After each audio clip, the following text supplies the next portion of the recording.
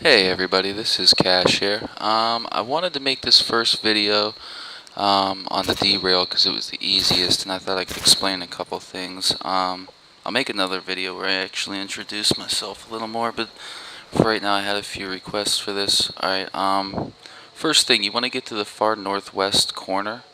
Um, Basically, I mean, almost everybody knows about this. I didn't really make it to show anything new. Obviously, it's been out for a long time. Really, I just wanted to make this for people that seem to have trouble kind of getting over that little hump and actually getting up there.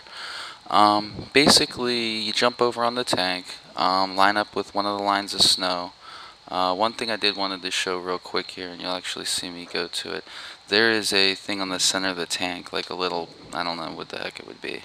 But anyhow, there's like this little cap, top, whatever you want to say, on top of the tank here, right there in the center. You can't be standing on that. If you try and do it from there, you'll actually hit your head, and you'll just keep bouncing. You won't actually elevate up. So what you want to do basically is go to one of these lines on the roof here. Line yourself up so that your sights are lined up, so that your sights, like from the hip, are lined up, and then if you hold L1 and you aim down the sight, you're lined up with the side, with the line in the snow also. Basically, you want to walk as far forward as you can, then aim like I showed you, then you hold L1 and aim to the right a little bit. When you do that, go prone, switch to legacy default. Now, when you come out of legacy default, there's two key things here. One is you do not want to move while you're standing up. Only move while you're prone. Okay? And you only want to move with the left joystick, and you only want to tap it left and right. Now, I'm going to show you. If you tap it so much, and you're going to see me do it here in a second, where you see your hands and the gun move, that's too much. These elevators are really touchy, and you only want to move so much that you see your sights flash. See how mine are kind of blinking there? That's all the more you really want to move. If you aim to the right when you hold L1 down the sight like I showed you and you go prone, when you switch over to legacy default, you'll want to start tapping left. And what you're looking for is that point where you can't stand up anymore. And when you can't, you want to start tapping back to the right. When you hit the spot where you can and can't stand up, if you tap into the left, you can't stand up. If you tap to the right, you can.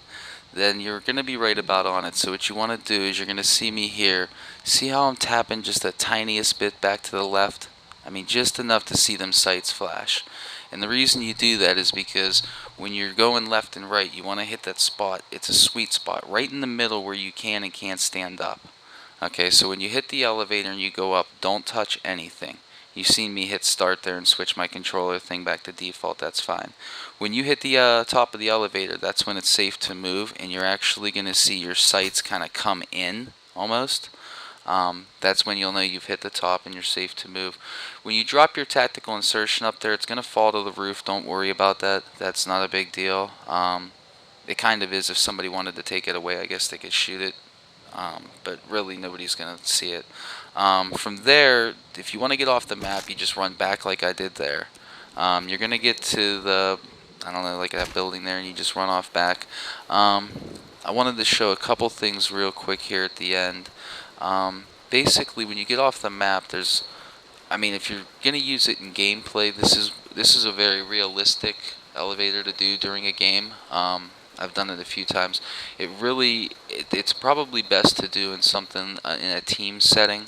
You don't get many free-for-all matches on Derail anyhow, but definitely on the team setting, because you don't want, somebody's going to come look back there. They're going to come out of that building and pick you off while you're trying to get in it. You're going to need a couple of seconds. When you get off the map and you head out here, like I'm showing now, this is really probably your best vantage point. You're going to be able to overlook that entire section right there. So especially in something like capture the flag or even domination, where you're going to get people rushing up there, they're going to rush up there because to get to the flag, especially in capture the flag, that's your best route, and really your most conducive for not getting shot because there's so many trees to hide behind along the way. Basically, you're going to be able to sit up there and pick people off. When you come down here, one thing I did want to show is if I do the elevator and say capture the flag and I'm picking people off from right there, after a couple kills, people will get onto you. I mean, this, like I said, this is nothing new. A lot of people do it. There's a couple good spots to hide right there. If the heat gets on, you can duck behind. Also, there's a rock right here. I can't tell you how many times this rock has saved my life. You can actually hide inside the rock, and they can't see you from outside of the rock at all. So when they're shooting, that's definitely a bonus. Keep in mind that you can get shot out here, so I mean you don't want to be too careless with your moves. And yeah, it's gonna wrap up, and I hope this was able to help you. I'm gonna be making a bunch of these videos. Like I said, I'm gonna basically be trying to break down like the little things to help people just get over the hump, because I mean elevators are out there and everybody knows. But yeah, I hope this helps somebody out.